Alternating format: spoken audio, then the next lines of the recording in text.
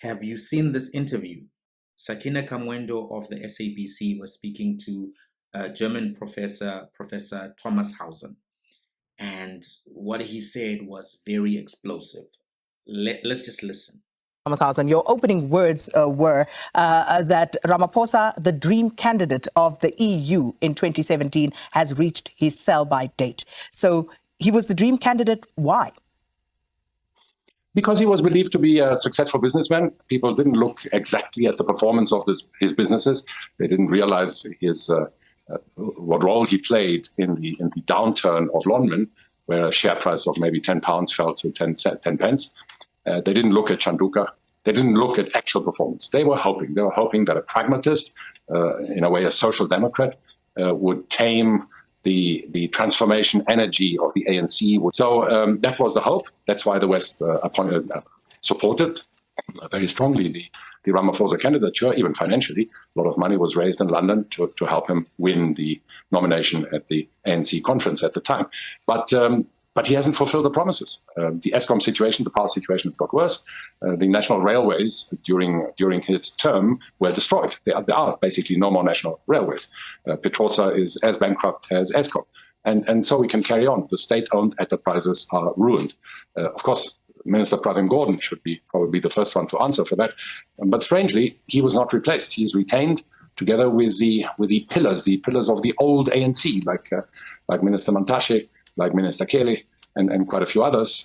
So he says three things. Number one, that Cyril Ramaphosa was not a successful businessman. He says that he depreciated the share price of Lonmin, depreciated the share price of Chanduka, meaning basically that nobody should have expected him to be able to turn things around for South Africa.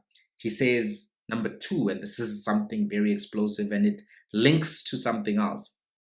He said that Cyril Ramaphosa had the support, financial support of the EU.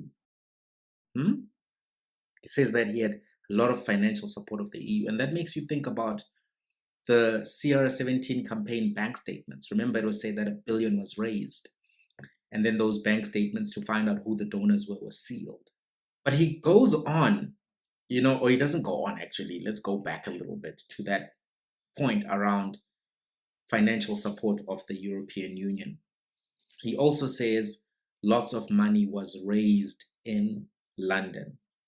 Lots of money was raised in London. What is the significance of London? London is the headquarters of a company that is called Globeleq.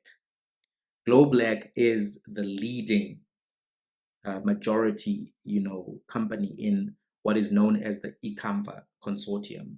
The eCamva Consortium is a group of 4 companies consisting of Mainstream Renewable Energies, Globeleq, African Rainbow Minerals and Energy, and H1 Holdings, which are winning all of the tenders. They are preferred bidders for IPPs in relation to the production of solar and wind power stations. Globeleq is owned by the Colonial Development Corporation. Colonial Development Corporation. And this is a corporation that was basically founded by the British government as their investment arm to make profits. And over decades, they have done a lot of projects in Africa for the express purpose of making profit for Britain. That may explain why President Cyril Ramaphosa had to go meet up with King Charles last year. That may explain why there is a national state of disaster to accelerate the onboarding of IPPs. A lot of money was raised